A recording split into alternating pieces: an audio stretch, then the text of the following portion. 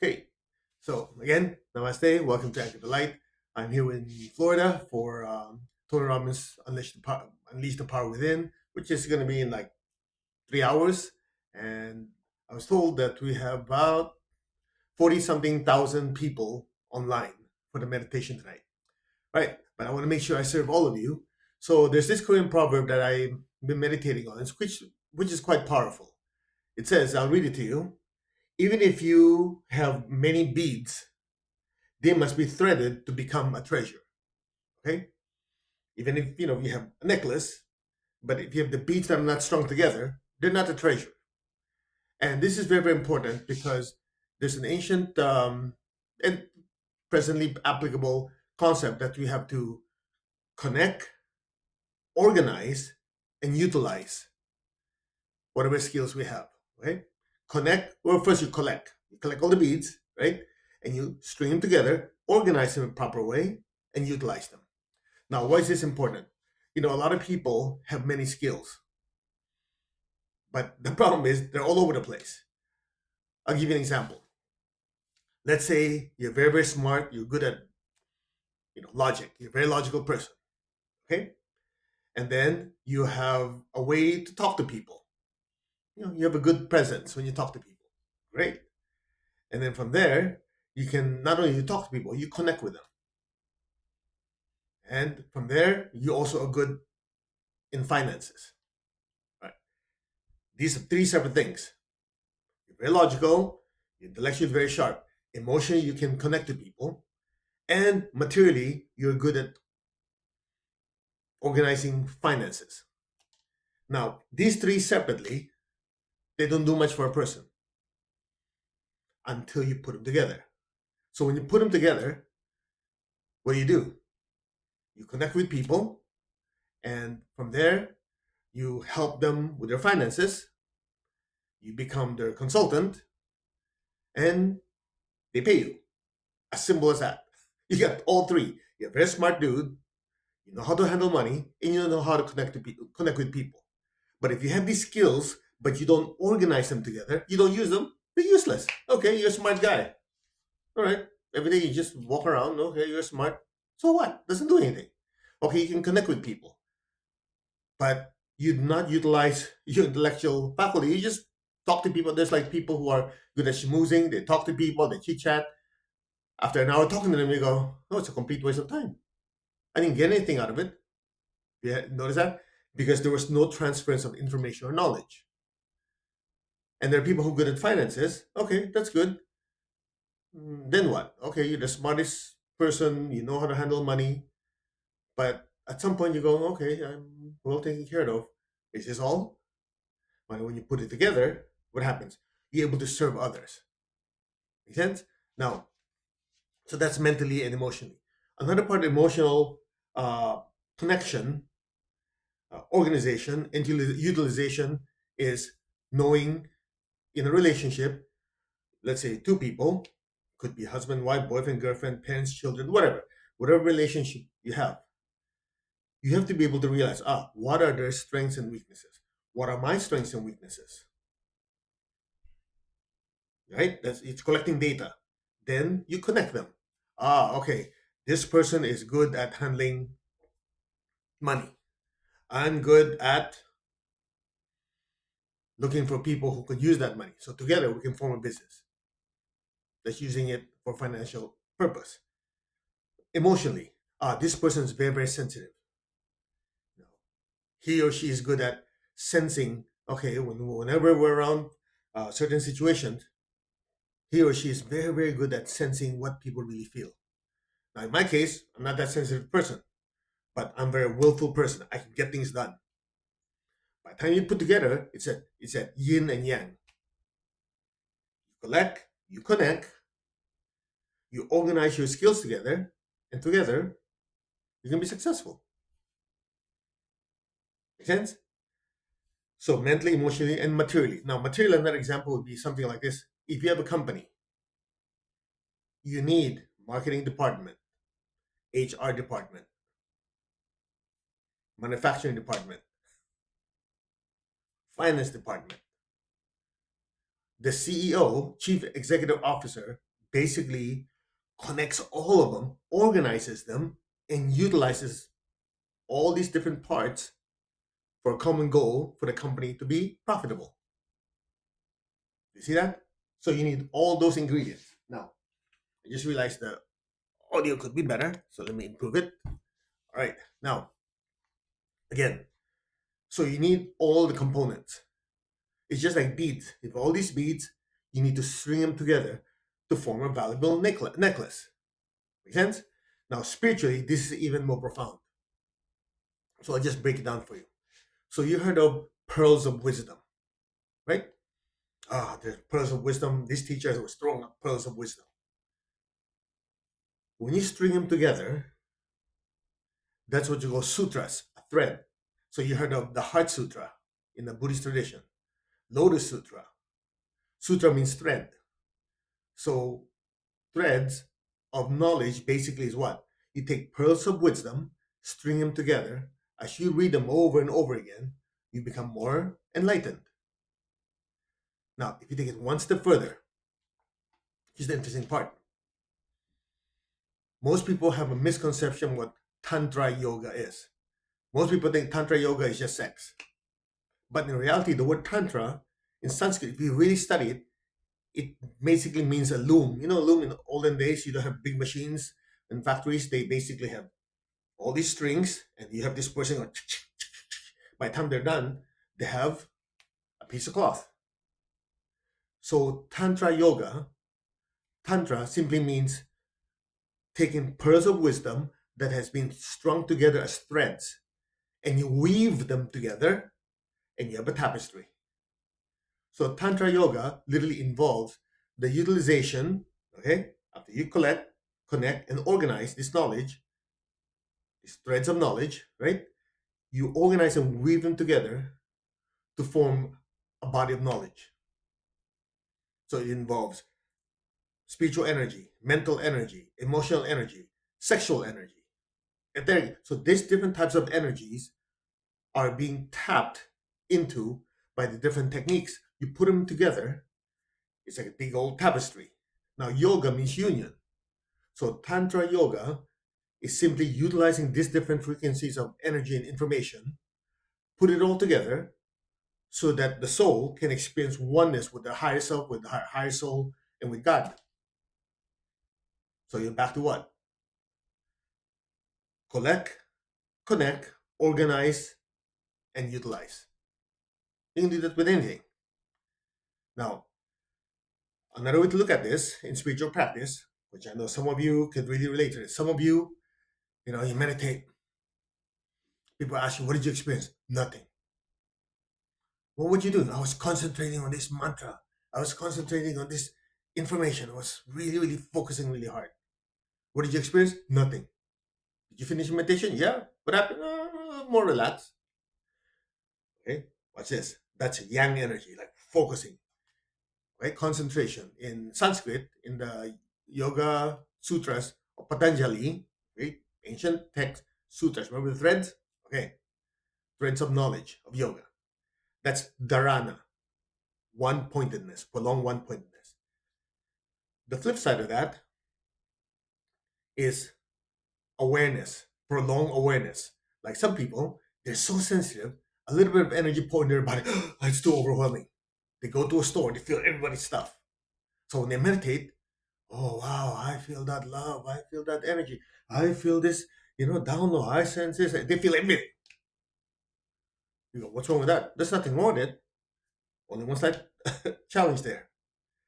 If a person is very sensitive without will, okay, I'm talking about two extremes here, they feel everything. So when the energy coming in, it's a little too strong for their system to handle initially, because your body and your system adjust, they get overwhelmed, they can't go any further.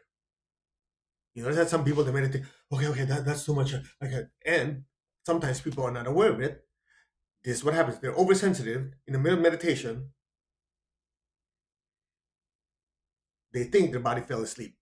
But in reality, the body didn't fall asleep. What happened was the system, the nervous system, the body got overwhelmed with so much energy, they check out. Now, the secret is putting the two together. So when you're chanting a mantra, meditating on a certain spiritual verse, you are using concentration, right? So let's say you're chanting Om. Om. The thing is, you have to balance using the will and the sensitivity. Know when to use your will. Okay, I'm visualizing. I'm visualizing. At some point, you have to stop visualizing. You have to stop chanting and put yourself in a receptive mode. So it's like talking, then shut up and listen. Talk, shut up and listen. Talk, shut up and listen. Those are the components. Then, when you do that, what happens is you raise your frequency when you focus on a mantra or a verse or whatever it is, you're using your will. When you get to that point, you want to experience what's there. Hmm? Okay, all right, let's go higher. You chant more or you do more visualization. So, as you do this, you raise your frequency. Then there's one more ingredient. That's called samadhi, oneness. So as you do this, you focus, you let go. You focus, you let go. You focus, let go. At some point, the two almost blend together and you experience you're one. You're neither using your will, you're not letting go. No more technique is there. You're just stillness. See, these are three components: will or dharana, one pointedness, using your concentration, right? The other side is awareness, sensitivity, yin, yang, yin, right? And then the third component, which is a byproduct, when the two are balanced, when these three components are there, the two lead to one, you achieve spiritual success, oneness. So the key again, you take raw potential like beads. By themselves, they're not sufficient. To make them, how do you call this, work for you, within everyday English, is to be able to collect this beads, this raw material, this raw potential, connect them together, organize them, and use them. That's how you notice there's some people, again, you heard of jack of all trades, master of none. That's like an example of everybody, I know how to do this, I know this, I know this, but they don't know each one well. But you talk to them, oh, I know about this. I know. You ask, look at their life, it's a big fat mess. The question is why? They're basically a walking encyclopedia. They know a lot of this stuff, but they don't know how to what? Connect them and use them. So at the end of the day, success comes from what? Collecting all these skills, all these potentials, connecting them, organizing them, and it's the important part. Important part. You have to use your will to focus on how it's used for your health, for your relationships, for your finances, for your spiritual development. Otherwise, anybody can know anything. Knowledge everywhere. The secret is putting together. Think about it. Right now, you go on the internet, you can find almost anything, right? Pretty much almost anything. The question is, how come not everybody's successful? How come people have health issues? How come people have relationship needs? How come people don't have inner peace? The information is there. In fact, you go to YouTube, they call it YouTube University. Well, if all that data is there, why do you need teachers? The teacher, one of the roles of a teacher in any field is to collect that data, connect them for the student, right? Organize it in a way that the student can understand and teach them how to use it. Unfortunately, most universities, you go to school, they have all this knowledge. Unless you have a professor who is very, very street smart, what happens? A lot of us get out of school, go, okay, how the heck do I use this in my everyday life? You see, it's missing the what? The organization and utilization. They're all there. It's like I have a PhD in five different subjects. Great. How's your life? I can talk to you about cosmic cosmology. I can talk to you about chemistry. I can talk to you about I know psychology, the question is, am I able to take this data, this body of knowledge, string them together, organize them so I can help my life? And more importantly, how can I use it to help others? Service, service, service, right? Now, let's put it all together. The secret, the secret of being able to collect, connect, organize, and utilize starts with learning a subject or many subjects with the intention of helping others with it, okay? Which is what we call service. Now, there's a saying, if you want to master a subject, teach it. You go, okay, that's obvious. What's new about that? Now, I assume you want to teach, you want to sound like you know what the heck you're talking about, right? All of us do. So, in order to make sense to somebody else, what would you have to do? You go, I have to study this subject. Hmm. Okay, I have to put it together in a very organized, logical manner so that when I share it with someone who does not know, they can understand it. And after they understand it, they can use it. Guess what happened? You did that part for them. So it forces us, if you want to be a teacher of any kind, to collect, connect, organize, and think of the applications. The applications basically is how you utilize all this knowledge. So once you have it congruent within you, then that's how you teach someone. Another way to do it is like this. You want to be of service to others. As simple as you want to feed hungry people. Well, first of all, you think, what are the components of this? First of all, I need to know who I'm feeding, right? Number two, what am I feeding them with? Number three, how am I going to get the resources for it? Number four, who are the people involved? And number five, do I know how to get this food to them or how to secure the food and how to get it to these people? So you see those different components? Now you go, okay, each one of them you have to think, how do I attain or acquire all this? Then next thing you need to do is, okay, I get the resources. In other words, I get the finances, right? Then I need to get the food with it. All right, I can't do it by myself. Well, you can if you want to, but you can help more people. You have more people to help you. Okay, I can get the local chapter of Lions Club or whatever. You pick an organization or just a bunch of friends. Okay, they're there. Now I need to devise a plan. Otherwise, where's the food gonna go? We get it from wherever we get it. They donate it. I need to maybe start in my garage, organize it, get everybody there on what time.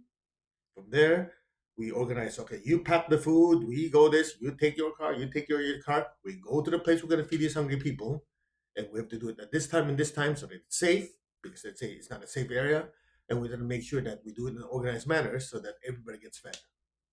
What did you just do? Took all these components, connect them together, organize it, and then in order to serve all these people, what did you have to do? You have to utilize all these, synthesize it, and get it out there. That's what a CEO does. Chief Executive Officer. The ability to take all these different departments, their strengths, their weaknesses, their focus, synthesize it into one goal. That's it. So this Korean verse is probably actually quite insightful. Let me read it to you again. Even if you have many beads, they must be threaded to become a treasure. Something to think about. Now, another way to do it is something like this: the subject of emptiness. In the Buddhist tradition, you have the word emptiness. Everything is empty. Of course, if you look at our previous videos, I've talked about this. Do not look at the word empty as you would think, at least in English, like opening a box, there's nothing there. That's not the meaning of emptiness. That's why people get emptiness and nothingness confused. I did too, until my teacher explained it to me. Because if you think about it, okay, open a box, it's empty. But the fact that I can touch something, how could it be empty? So emptiness means nothing in the world, exist by itself except the universal God. Just use it. Let's the causeless cause. Okay, but everything else, everything is a component of. No, everything it has components that came into being, put together to call what that thing is. For example, there's no such thing as a house. You realize that? A house is our mental construct of different components put together: door, windows, walls, roof, floor, etc., etc. Put it together physically to form a structure. That's what you call your house. Now, emotionally, mentally, a house is the same thing. You say a house, what's a house? It's a place where I can have my family. It's a place that I can enjoy time with my family, or it's a place that people can gather together in prayer, in meditation, or play video games. You can also a home. No, a house is basically something that the real estate agent can sell to give him money. By itself, it's nothing. It's what it is put together, utilized. That's what you call a house.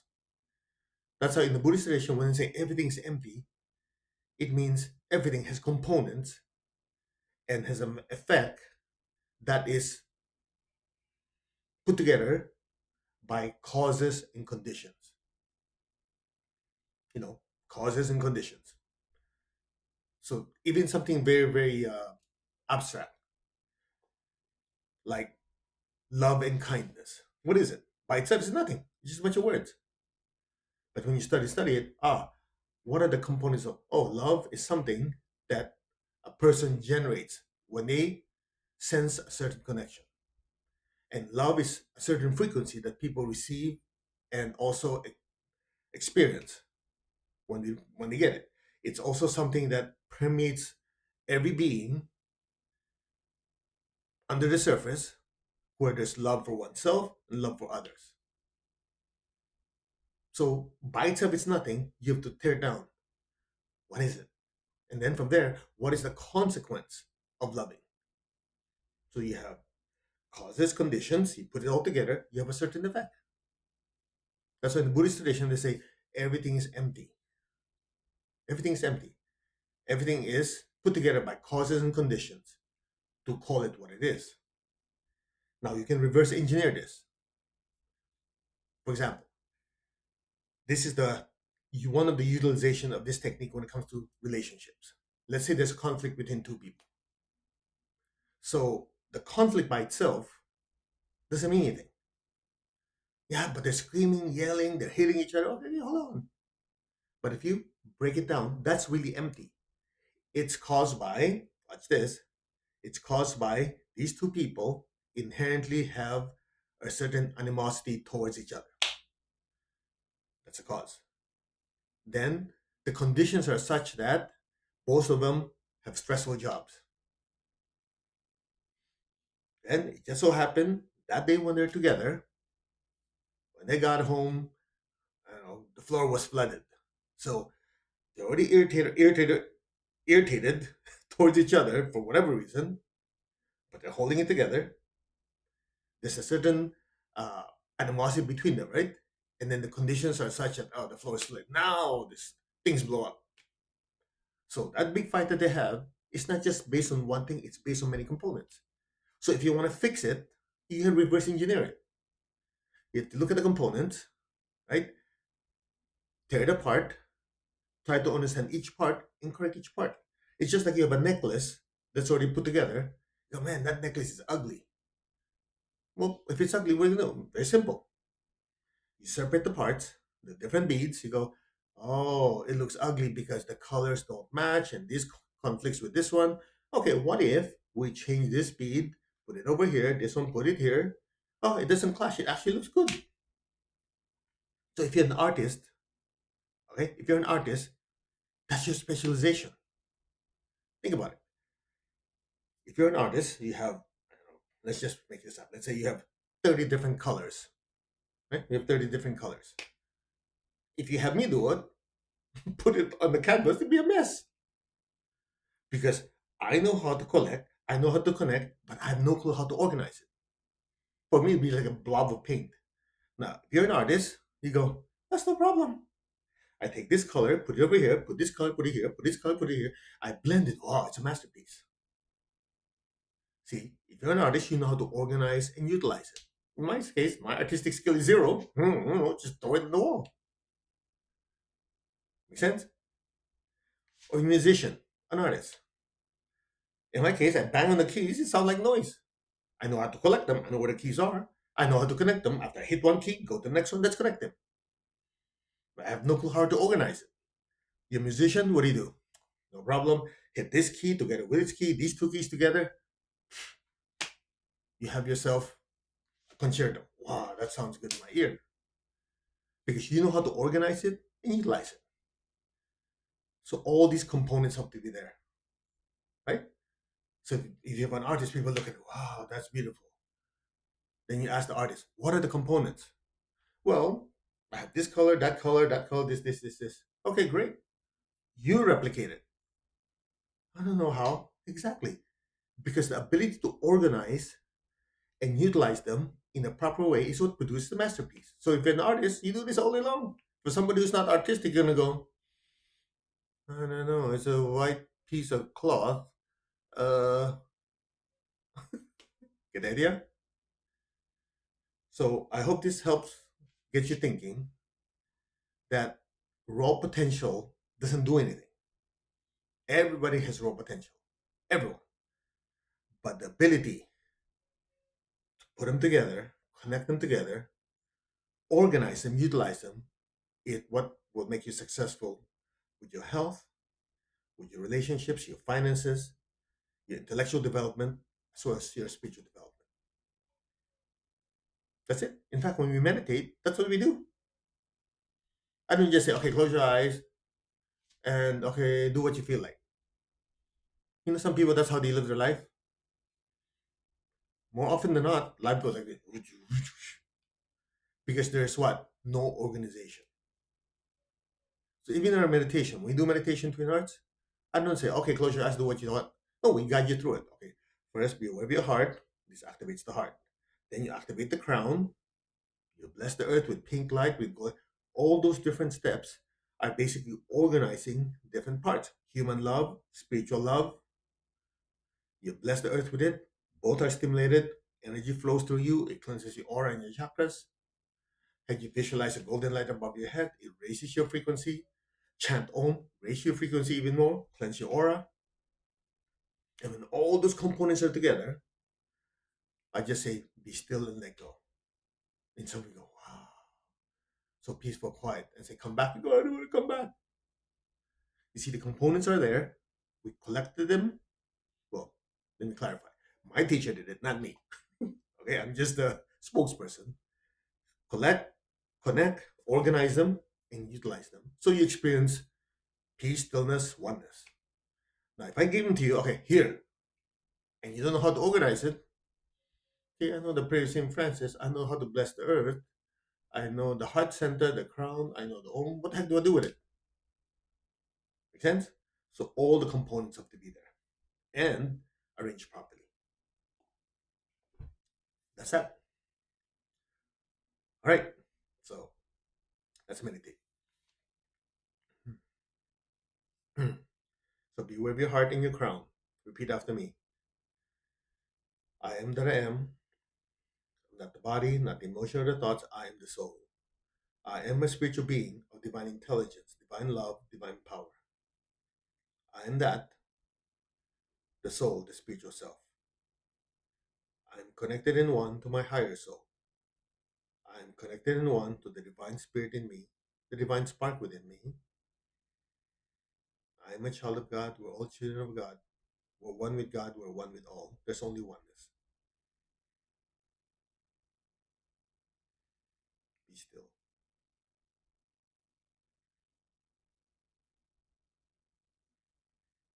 Open your hands in blessing. Imagine the earth in front of you, the size of a little ball. Be aware of your heart, your hands. Feel the love within your heart. Let that loving energy flow out of your hands in the form of beautiful pink light. and shine it on the entire earth. And let us use the prayer of Saint Francis of Assisi. Lord, make me an instrument of your peace. Wherever there's hatred anywhere within me, outside of me, let me sow unconditional love. Where there's injury, let me sow pardon and forgiveness. To whoever I've hurt, in however way I've hurt you, whenever I've hurt you, I'm truly sorry.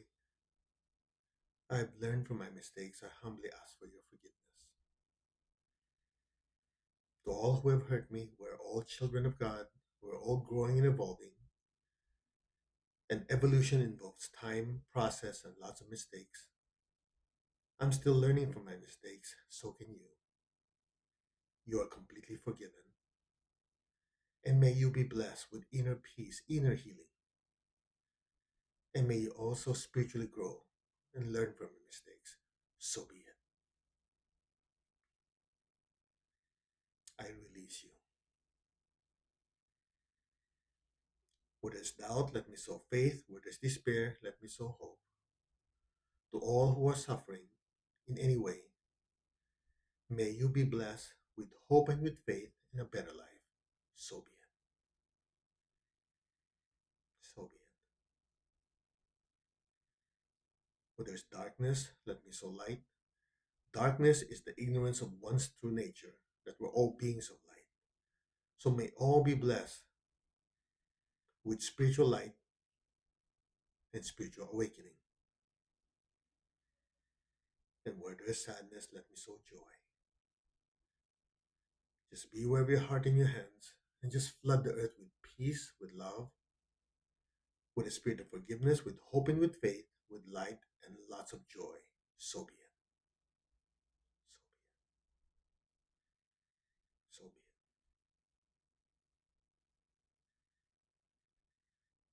So be it. Now, be aware of your heart. Take a deep breath. Be aware of the top of your head, your crown. Exhale. Be aware of your heart. Inhale. Be aware of your crown. Exhale. Be aware of your heart once more. Take a deep breath. Be aware of your crown. Exhale. And stay there. And just be still.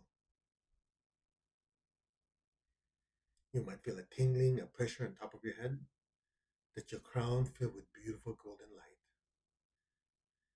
Now allow that golden light from your crown to just gently flow down through your hands and bless your home. Bless all your family and friends, all your relatives with beautiful golden light. Let this golden light spread throughout the city, the country, all the countries in the world. Fill the earth with intense golden light. And just repeat with me, our hearts are one, our souls are one. There's only oneness.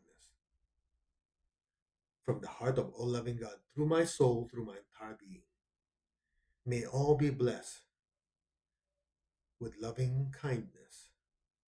May all be blessed with great joy and happiness, with understanding, harmony, and divine peace. May all be blessed without exception. So be it. So be it. And just be still and let the golden light and the blessings just flow through us. Just recall people going through challenging times with their health, with their relationships, even their finances. Fill them with beautiful golden light. Just say, blessings be to all. Again, blessings be to all. Blessings be to all. Now, to increase the connection and intensify the blessings flowing through us, be aware of your heart and your crown. Take a deep breath. Be aware of your entire body. Gently exhale and allow that love and peace to permeate your entire being. Be aware of your heart and your crown again. Take a deep breath. Be with your entire body. Gently exhale and fill your entire being with this peace and with love. One more time. Be with your heart, your crown. Take a deep breath. Exhale. This time, imagine that golden light pouring out of our hands and filling up the entire earth, inside and out. And repeat with me. Our hearts are one. Our souls are one. Our spirits are one. There's only oneness. From the center of the heart of all loving God, through my spirit, through my soul, through my entire being, may all beings on earth be blessed with loving kindness. May all be blessed with inner peace and inner healing. May all be healed of any pain, sorrow, or suffering. So be it. May all be blessed with understanding, harmony, goodwill, and especially the willingness to do good. Blessings be to all. Blessings be to all. Blessings be to all. Now be still. Just let the energy keep flowing through us.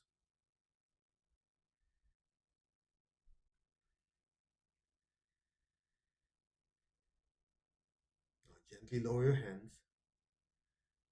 Keep your eyes closed. Keep your tongue on the roof of your mouth. Now on your crown, sitting on top of your head, imagine the most beautiful golden candle flame. Just a flame literally sitting on top of your head. Be aware of the love within your heart. Gently send a stream of love from your heart up to your throat, to the center of your head. Be still. Up to your crown, and into that golden flame. Stay there.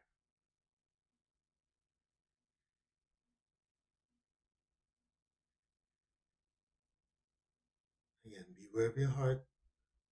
Send a stream of love up to the top of your head and into that golden flame. It's getting brighter and brighter.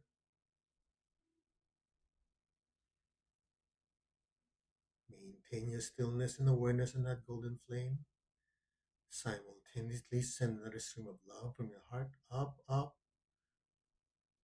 to the crown and into that golden light. Be still. Be aware of that golden light. It's getting brighter and brighter. It's gently floating higher, higher above your head. Just look at that golden light. Just listen. Just keep your tongue on the roof of your mouth. Just look at that beautiful golden light. The image doesn't have to be clear. It's there. Listen to the mantra Om Mani Padme Hum, the mantra of mercy and compassion. This powerful mantra predates Buddhism. It taps into the universal reservoir of love, kindness, and compassion. Be still. Om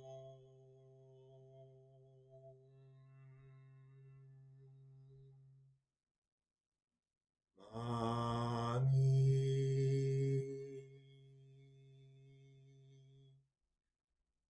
Padme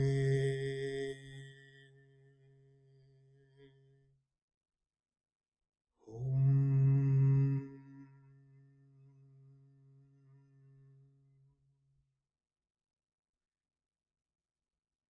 Om Mani Padme Hum.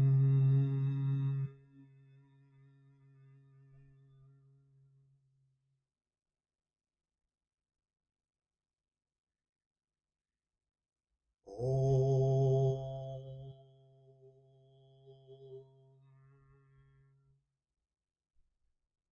Mani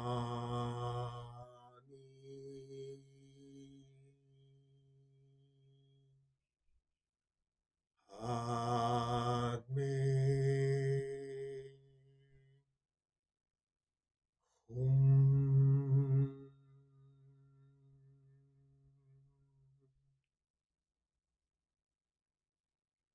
Om.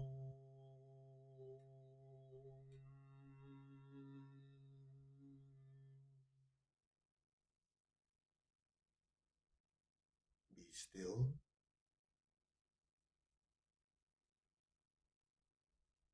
Be aware of the inner stillness, the inner light, and just simply let go and let things be now.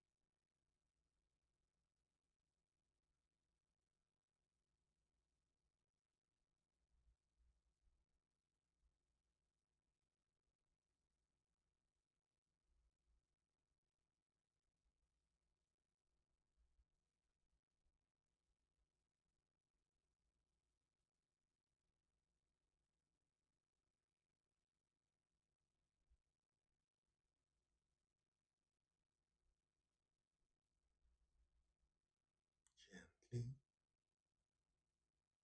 very slowly, very gently and slowly. Move your fingers, move your toes. Gently and slowly come back to your physical body.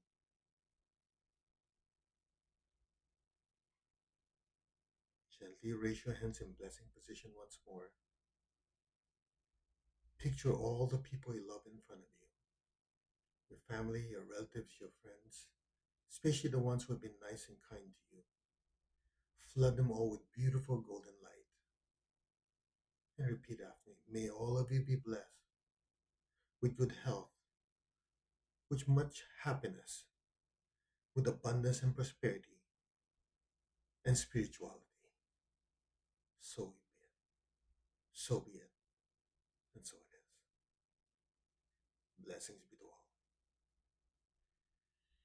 Now be aware of your feet and the base of your spine. Project golden light down into the earth. Let our beloved Mother Earth be blessed with divine light, divine love, and divine power. Let our beloved Mother Earth be healed, regenerated, and revitalized. Blessings to Mother Earth. So be it. So be it. And so it is. Let's give thanks to the Divine Supreme God, Divine Father, Mother. We thank you to all the spiritual elders, holy masters, saints, saints of all religions and cultures, to all the holy archangels, holy angels, spiritual helpers. Personally, I thank my teacher, Master Tohok Sui Mahagujime. Thank you all for the blessings in full faith. And so it is. All right. Open your eyes. How was your meditation? Feel free to write it in the comments. Let me know how you're doing. Um, so thank you very much for joining me. I know I haven't been able to be with you in Anchor Light, but since I'm traveling and I fly out tomorrow, so I will be able to do it more on Monday. So that's why I'm doing it today, Sunday. And all these videos are recorded, so you go back to whatever platform you're watching it, and they'll be there for you to take notes, fast forward, rewind, do the meditation again over and over again. Okay? And I'll be with you again on Wednesday. Wednesday, and then Friday, and the following Monday, I think, yeah. Because the following week we have Healer's Mastery, and a lot of you are signed up for that already. It's 5 days of my teacher, Master Choco Swiss Pranic Healing, level 1, level 2, level 3, level 4, 5 straight days, 9 a.m. to 11 p.m. It's an intensive. If you want to know about it, just look into the website, whatever you're looking at. Okay? And as always, people ask about donation. You want to give, you're welcome to. You should see a donation button there, or Just go to mastercode.org or planethealing.com. Right. I have to get ready. I have to do another set of intense meditation because we have to be a channel, to be an instrument to guide the meditation with, I heard 40 to 60,000 people tonight. That's a lot. Even a regular auditorium can fit that much. So it requires lots of energy, and I want to make sure that I'll be able to serve all of them like I serve all of you. So namaste, everyone. You all take care, and I'll see you in the next Anchor Light. Just in case you want to join us tonight, it's going to be around 7:30 East Coast time. Okay, so you do the conversion about 7:30. You just do what we did earlier. Wear one, and then you do the same thing. Meditation, twin hearts, wherever you are, we energetically connect, so you can tap into the energy and be blissed out. Okay, namaste. You guys take care. All right, I better get going. Bye.